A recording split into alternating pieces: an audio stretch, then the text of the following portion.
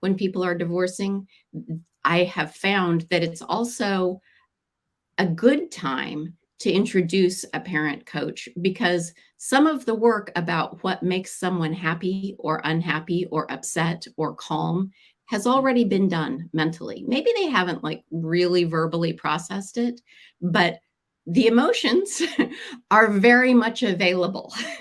And that's great, because that's a shorter distance than someone who is thinking things are going pretty well, but my kids are still driving me nuts. And so the first thing is to really understand how to self-regulate, particularly when dealing with kids. Hi, I'm Rachel Green, Brooklyn-based divorce mediator and collaborative attorney, and this is my podcast, Keep the Kids in Mind. Join me as I chat with other industry professionals about everything from smoothly navigating your way through divorce to prenups, all the while keeping the kids in mind. Hi, everyone. Welcome to Keep the Kids in Mind, a podcast where we talk about families in transition, families in conflict, and ways to help them through those conflicts without forgetting about their kids.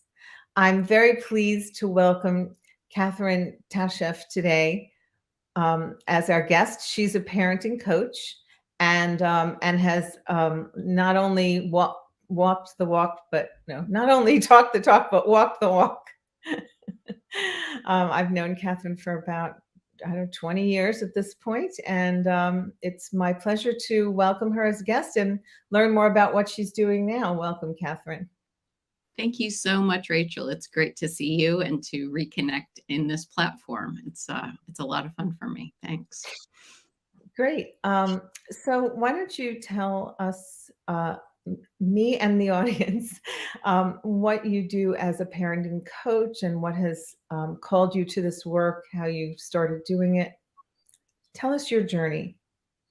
Sure, I would be delighted to. A parent coach is exactly what it sounds like, a trained professional who helps parents and sometimes other people in a kid's life, like grandparents or other care providers, create the best possible healthy relationship with the kids they love, and to support them through life's inevitable hard times. I started wondering about parent coaching about 20 years ago when you and I were working together, because I was not at my best as a parent when I was separating from my ex-husband. The stress, as it does for many people, was absolutely getting to me, and I was cranky and I was reactive, and I found myself yelling when I didn't want to be yelling, and I knew it wasn't healthy for my kids, and I wasn't being me, and it wasn't my style. And as many people do, I felt so overwhelmed, and I thought, I need someone to help me. I need more resources than I have right now. And at the time, when I got onto the websites and started Googling, I couldn't really find a parent coach. The only places that were offering parent coaching were in other larger educational environments, or as a part or as an extension of other therapeutic practices. And, we had therapists and we had you and we had other supports, but I really wanted someone who understood the different developmental ages and awarenesses of my kids, who could help me. How old were your kids when you decided to separate? They were 5 and 7. Little guys. And little guys. And they were, and frankly, the difference between what a 5-year-old understands and can process, and what a 7-year-old understands and can process are pretty different. Yeah. The difference between kindergarten and second grade is big. It's really big. And I was looking for support, and I'm a voracious reader. I read everything that I possibly could, but as we all know, you can read something and process it, but it doesn't always translate into day to day Oh, end I of don't the know. day. I mean, if I read it, that's it. It transforms me. I don't know about you, but Oh, wow. I would love to learn more about that. no, that's absolutely, and especially, you're worrying about the future, you're worrying about money, you're worrying about how the kids are doing, wishing that you could spare them this conflict that just happened to their parents, not, they didn't ask for it. And I mean, there's so No. much going on when you're restructuring a family like that. And, and It you guys were in mediation and able to talk to each other better than many couples are, so, but it was yeah. still really hard. Yeah.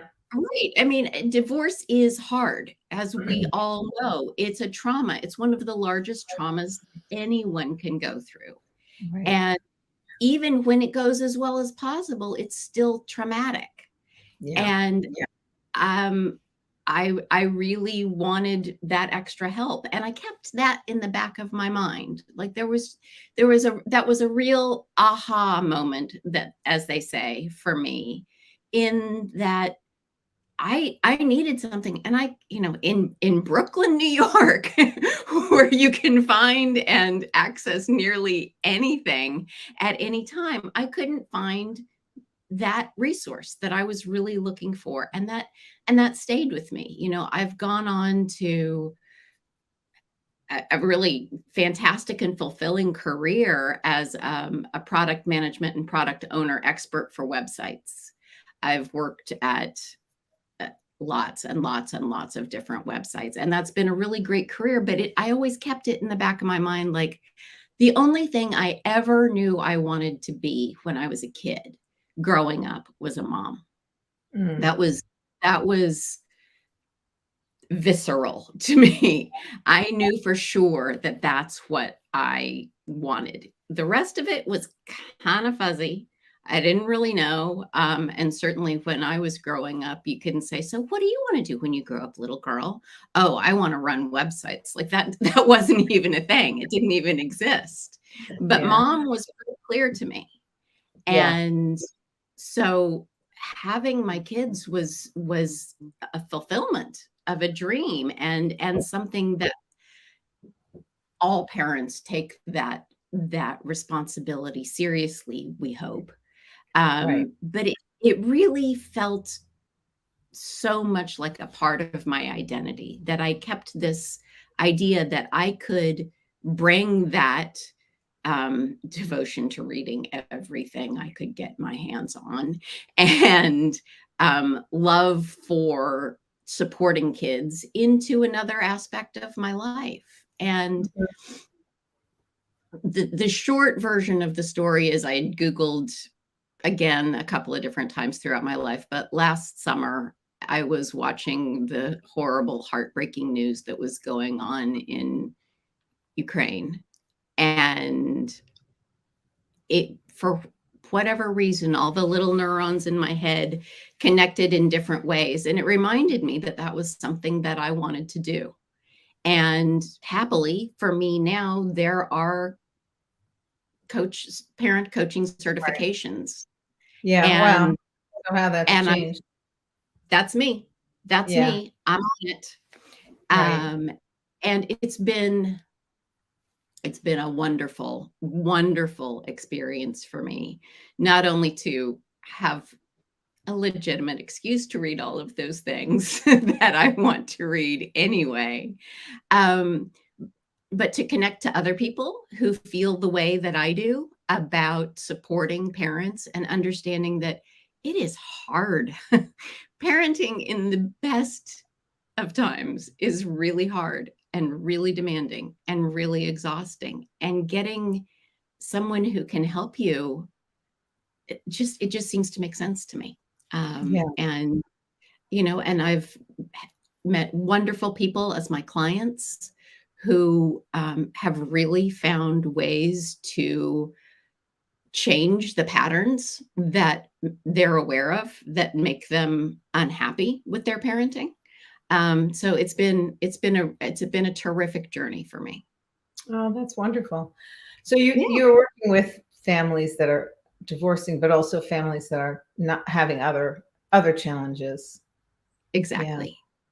So Every No, like can everything you from I don't yeah. know how to prevent the meltdown before dinner to one of my clients right now is just divorcing and has grown children and is trying to figure out how to renegotiate that relationship. Interesting. So even adult children can Absolutely. present challenges, even though from the legal perspective of divorce, adult children are adults. You're done with them, and Mhm. Oh yeah, they just fly on their own. yeah, yeah. Well, that's true of our kids, right? They're all just flying on their own in Exactly their so. Exactly so. 20s. Um, so, what are some of the like techniques or principles that you use to guide people, or maybe some examples of ways that you've been able to help families find their way through the current struggles to the next to a more peaceful, happier place. More peaceful and better connection is really the mantra that I try to bring to any interaction, even if Hmm. I'm just talking to someone who may not be a fit for me. That's what I try to bring to the fore in my mind. More And peaceful, better connection. more peaceful, better connection. Yeah, that's nice. I mean, it doesn't seem like a bad idea. No. Um, the first thing and the good news about working with parents who are divorcing about this is that they are, in many cases, very much aware of who they are and what their triggers are and what can really upset them. And so, while this is a very raw time when people are divorcing, I have found that it's also a good time to introduce a parent coach because some of the work about what makes someone happy or unhappy or upset or calm has already been done mentally. Maybe they haven't like really verbally processed it, but the emotions are very much available. And that's great because that's a shorter distance than someone who is thinking things are going pretty well, but my kids are still driving me nuts. And so the first thing is to really understand how to self regulate, particularly when dealing with kids. We can all be very raw. I certainly was very raw in that moment where you're figuring out how to separate and how to move on. Uh, but there are lots of tools that we can use to help ourselves focus. And the first tool is a little self knowledge goes a long way. If you want to connect with your kids and really talk to them about what's going on with the parents, um, how do you get yourself grounded? It doesn't have to be forever. It's never going to be forever. But to purposefully and intentionally say to yourself, okay, we're coming up to the witching hour, whatever it is, or we're coming up to what's probably going to be a difficult conversation. How do I ground myself? Mm. Again, it doesn't have to be forever. You don't have to magically turn into Mary Poppins. Nobody does. How do you say, okay, for this period of time, what are the things that I can do to keep myself calm, to keep myself connected with my kid or kids, and like a coach, keep my eyes on the ball. What's the ball Yeah. here? What are we Yeah. trying to get? And to bring into mind what you know or can guess is going on with your kids. Yeah. Because most of the time, when there's conflict between a parent and child, what the kid is trying to do is communicate, but they don't always have the tools. Right. They That's don't just, always have the social skills, the behavioral development period to say, I'm terrified. I don't know what's going to happen. I don't know what's going on. You and dad are in bad moods all the time, yeah. and I can't do my homework in this environment, Right. or I Right. can't concentrate. And the parent might just be thinking, how do I get my kid to do their homework? Not Exactly. realizing how they're contributing to the lack of a supportive environment to focus on the homework. Exactly. And or there may be other things going on. Kids go to school, they have after school activities, they have other caregivers and other people in their lives. There are lots of other things going on in their world too. And a little bit of connection, a little bit of grounded connection goes a really long way. So And what would you recommend in that kind of situation? Like, would you talk to the child to try to like help give them the words to express how they're feeling? Or would you, I mean, I you am coming in as a neutral third person probably can see, um, I mean, I don't know, I just said neutral. I'm neutral as a mediator, but you're probably, I don't know how I mean, I I, would think you're working with both the parent and the child. So, I'm absolutely advocating for neutrality on my part, and right, my focus is really to support the parent. And right. I that's one see. of the things that I love about this is that there are all sorts of ways that people, adults, are supported through divorce, but there aren't a lot of ways that adults getting divorced are supported as parents. That seems to be an area in which there aren't a lot of ready resources. You Yeah. can you can Google books, you can find that stuff, but there's not a lot of support that way. I'll give you an example of exactly what I would do. I was working with a mom who was having exactly that problem. There was just homework was inevitably traumatic Yeah. at the Huge end of power struggle. And yeah. a huge power struggle. And um, the routine was mom worked all day, picked the kids up at after school care, came home, struggled to put the meal on the table, got through dinner, which was also a bit of a power struggle a lot of the time. And then there were dishes to be done and things to be put away and homework to be read. And it was, it was chaos. And it always ended with stress and tears, almost inevitably. And so the first thing that I did is I worked with this woman, and I thought to myself, okay, let me put myself in her shoes. What is she trying to do? And I said to her, so my guess is that what you're trying to do is get to the end of the day and have a little peace for yourself. Just a Mm, little, just a little piece for yourself. And she said, with her eyes welling up, yeah, yeah, I do. I need that. And so we went through the timeline. Is there a way for her to get a little bit of that before it all gets crazy?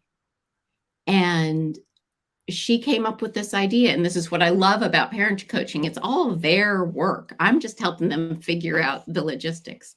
you're She figuring said out what questions to ask to send them down the right to send them path. down the right path. Right. And she decided to create a happy hour playlist as she was driving to pick up the kids. So she, when she got in the car, from that moment until she went to pick up the kids, which was a good 20 minutes. This is and doesn't work that way for everybody. But she used that time to like put on Beyonce and dance around in the car. And she got to pick up the kids in a completely different frame of mind. A completely different frame of mind. And then there were other things that we could do. Yeah, I mean, it sounds like one of the techniques. Right. Yeah. I mean, it sounds like for her, one of the techniques that you were able to help her do is to like focus on the moment, like not be in the car worrying, how are we going to get the homework done? What am I going to put on the table for dinner? How are we going to clean the kitchen after dinner and get the homework done? So that like, instead of that she found a way to like almost, meditate, like to be in the moment. And allow her mood to change, allow herself to enjoy the music and take that time for her. So there was almost like time for herself, even though she wasn't alone the whole drive. But yeah. And one of the fun things that ended up happening, which I just love, and I love the image of this, she has 2 daughters, is that in the end, the happy hour playlist would continue to play with the girls in the car. So she was already in a better mood by the time she was picking the girls up. And then they started contributing songs that they wanted to listen to between aftercare and home. So everybody had this Happy break. Hour. Right. Happy hour. Right. I mean, it wasn't, but it also gave them some input into the process, because the real goal here is to parent with the kids, not parent of the kids, because that allows them to have some input into the process. Yeah, that's a great example. Even a little kid. And while that's not the biggest thing that I can help people do, it's an example of knowing the parent, knowing herself, knowing that by the time she got to aftercare, she was already sort of rigid and inflexible because she was so worried about how things were going to go. And she found that, yeah, it was still a lot to do, but she'd already given herself a break. And so it wasn't like she was shooting for that distant goal of 8:15 p.m. where she could sit down and collapse, or whatever time it was. Right. She just had more in the tank. She just had more in the tank. And then we can get into developmentally, what does the 3-year-old need versus the 8-year-old? What are the things that are going on there? How can she make sure that the incredibly conflicting demands of a 3-year-old and an 8-year-old can be juggled? They can't be, nobody's time can be magically enhanced to be everything to everyone at all times, as much as every parent thinks that that's what they need to do. But how can she strategically listen to what the kids are saying and listen to their behavior? All behavior is communication. Yeah. No, that's brilliant. That's a brilliant observation, especially with children, that all behavior really is communication, because they don't always have the words. They don't always communicate the way adults would communicate ideally. Right. And I mean, they're acting out their feelings. So they're trying to communicate and looking at it that way, instead of it being a behavioral thing. Stop whining. My father, would say, stop whining or I'm going to hit you. Right. At least in our generation, we don't tend to go there. But, didn't hear the whining at all as like, I needed something that a toddler needs something and isn't able to ask for it because so she's behaving a certain way and trying to tell you that way. That's a great observation. So I've had, I had a couple ones who said, is there a way that we can protect our child so our divorce won't affect him. And I said, no. No. Divorce is going to affect any child. And he's going to think of his life as a before and an after. Yeah. But, is he going to be okay? Are there ways you can help him through this so that he'll be whole and intact and become a happy person who can grow up and find satisfaction in life? Absolutely. So what are some tips you would give to divorcing parents to help them keep their kids in mind and work their way through the transition? As simple and as it sounds and as difficult as it is, sometimes it's to listen and to connect. And when I say listen, I mean really listen. Parents, particularly in stressful and traumatic moments, want to explain and want to pre-rationalize for their kids, I guess is the way that I would describe it, anything that they might be feeling. And what kids really want is to feel connected with and understood. That, more than anything, is the path forward.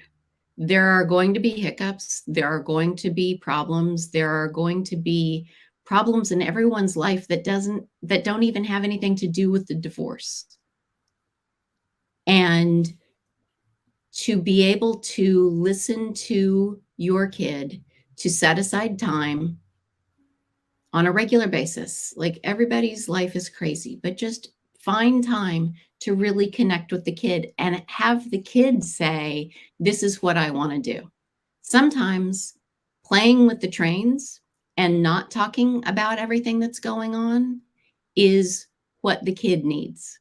Yeah. They need to know that their favorite Thomas engines are still going to be their favorite Thomas engines, or that sitting together and watching Bluey with cookies is going to continue to happen. It's going to happen. It's almost like a parent could make an appointment, a weekly appointment with each kid. Like, I'm going to spend an hour with you. We're going to do whatever you want to do. Yeah. Or it could be as simple as the woman that I was talking to you earlier, letting the girls take turns picking this music in the car on the way home. Because as she said, I learned a lot about what was going on in each kid's head based on whether they chose the same song every day or if there was a different song that came up. Yeah. Giving them the power and the input is and listening and thinking about that. It doesn't even have to be difficult. Like, right. Think about how long an hour is for a kid. Yeah. It's so difficult. Well, I'm just thinking of the scheduling of the, if you have shared custody, shared time with the children, there's never enough hours in the day, it seems like. But, it's so hard when parents are feeling guilty about the divorce to just listen. I mean, I see this in mediation all the time as well. If somebody feels wronged, they just need to get that story out. And it's very hard for them to listen to the spouse, even though the spouse, I mean, everybody needs to be heard. So what would you say to a parent who's just feeling like the child says, I miss daddy when I'm with you. And, and the mother says, but you get to spend a lot of time with you, then that's not really listening. It's not sitting with what the child said and hearing it. Exactly. And that's one of the one of the best tools that I've learned is mirroring, is repeating. Mm-hmm. You hear the child say, I miss daddy. I'm sure you do. I'm sure you miss daddy, depending on their age. Tell me what you wish you could be doing with daddy right now. Mm. Or what do you think daddy's doing right now? And if you know that daddy's available, maybe a FaceTime is in order. Maybe drawing a picture for daddy would be a great thing to do in that moment. Maybe telling a dad joke in honor of daddy is the way to go. But then Um, how would you help your clients if daddy just cheated on mommy and, or has been having an affair for 2 years and mommy just found out? Mommy is not feeling so generous toward daddy to say, let's FaceTime or whatever. So how would you guide that woman? I would say, can you take just 5 minutes to listen to what your kid is saying? You have every right to be angry, to be hurt and upset, and your kid needs you to hear him. Your kid needs this. And your kid doesn't need you to magically not be who you are in terms of your own hurt and your own sense of betrayal, but they need to know that as the parent, you're still going to hear them. You're still going to understand that this is painful for them too. And acknowledge what your kid is feeling as true. And remember that your kid is not experiencing this the way that you are. Yeah, that's really a crucial point. And I find most of the families I work with are able to do that. They're able to at least have that individuation of recognizing that their kid is having his or her own experience, and it's not the same as the parent's experience. I had a couple who the mother had a new relationship, and that was causing the end of the marriage. And the father said that their kids are 7 and 9, and the father said, "Well, I'm not going to lie to my kids and not tell them the facts, that mommy cheated on me." And I mean, I felt like that was, that was just completely inappropriate because, first of all, 7 and 9-year-olds, do they even know what that means?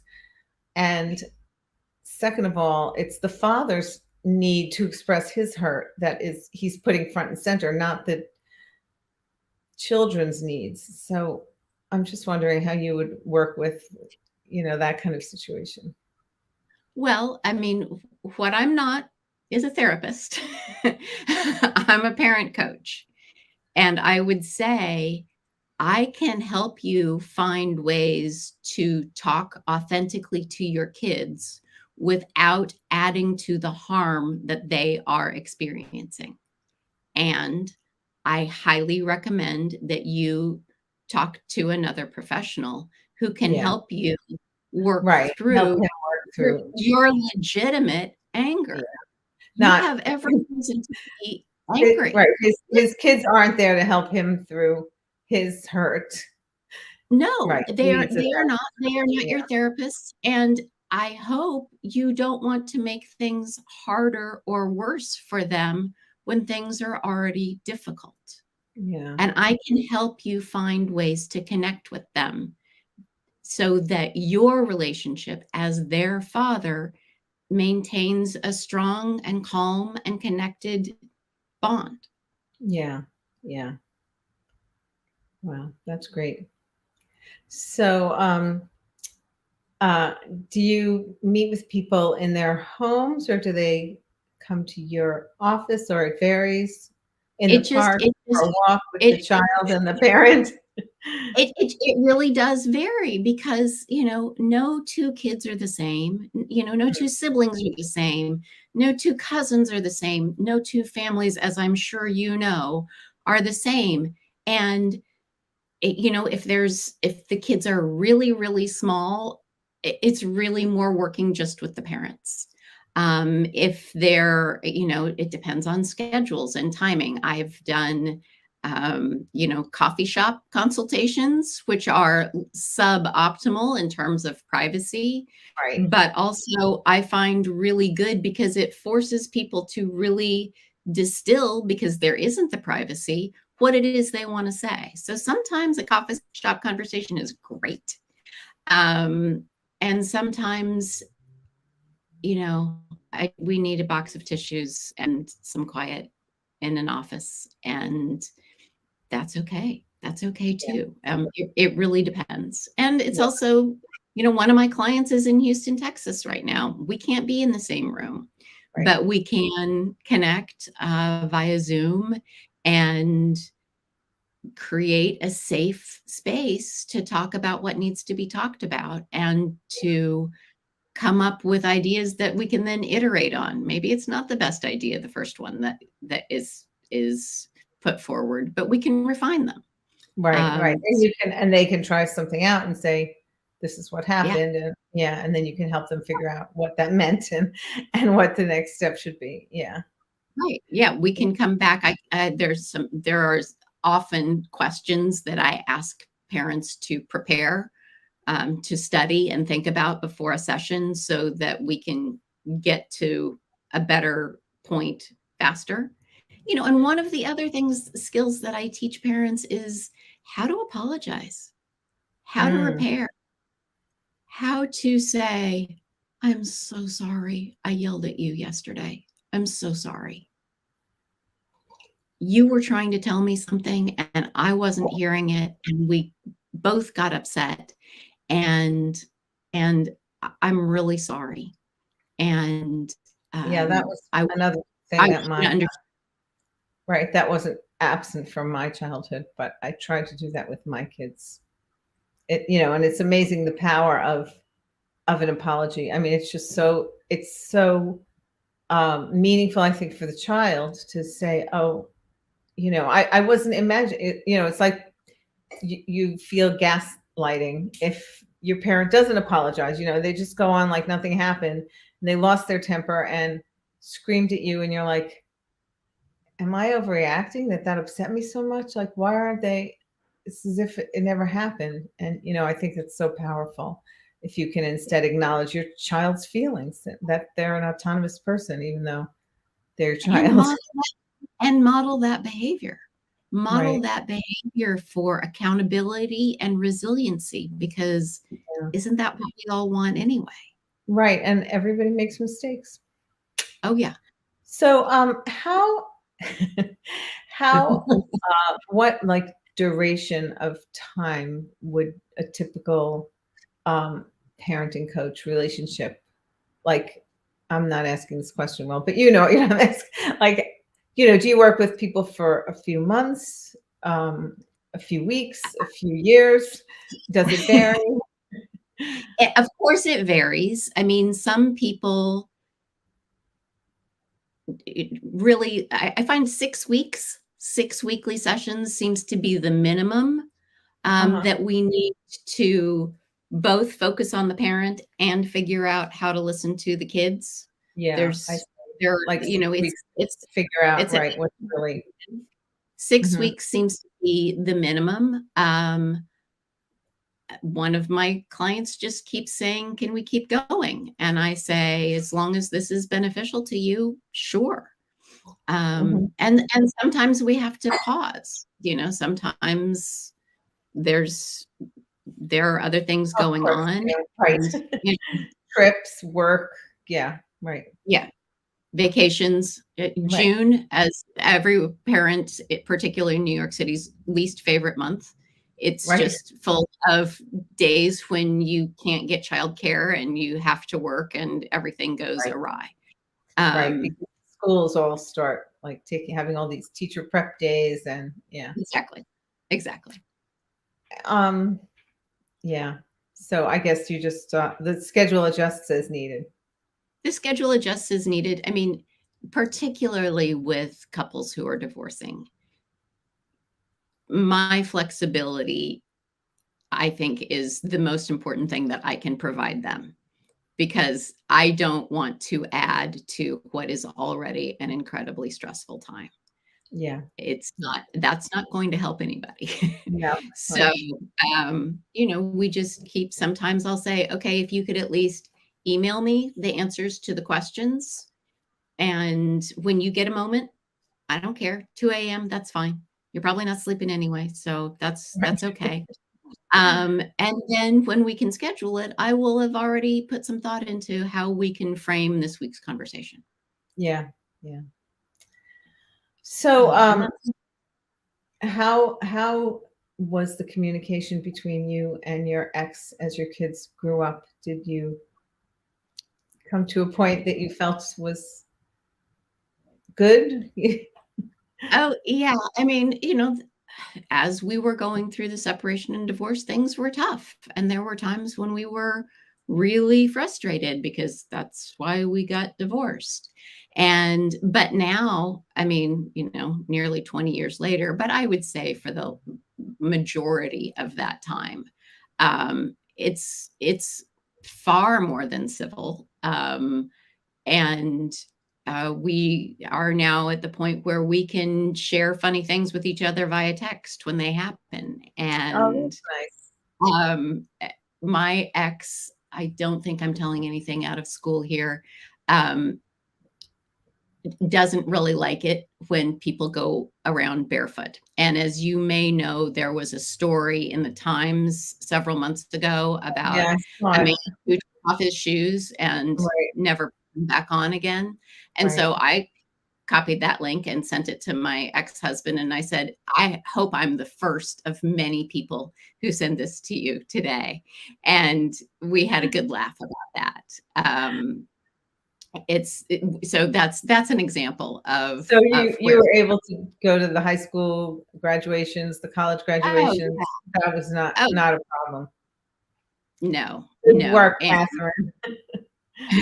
well, like I said, and for both of us, the kids were so front and center in terms of what we wanted to take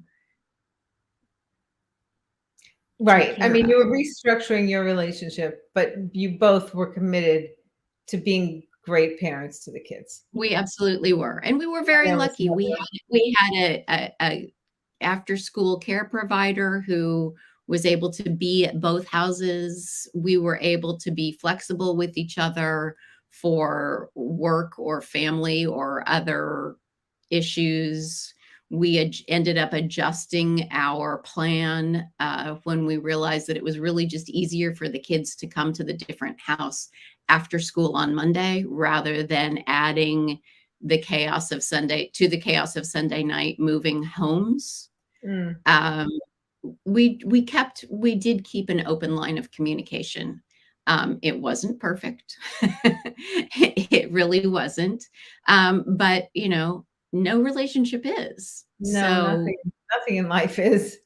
nothing in life is. So Right. yeah, no, I would say, and I think a lot of that has to do with working with you as a mediator, was understanding what, putting down our guidelines, putting down our guardrails as well, and working within that framework. Yeah. And we both have a pretty good sense of humor, and I think Yeah. that made a huge difference too. That helps. Right. Right. Yeah. Well, I'm glad to hear all that. And it sounds like your kids are doing very well. So you did They, something right. Well, or I got really lucky. a little of both.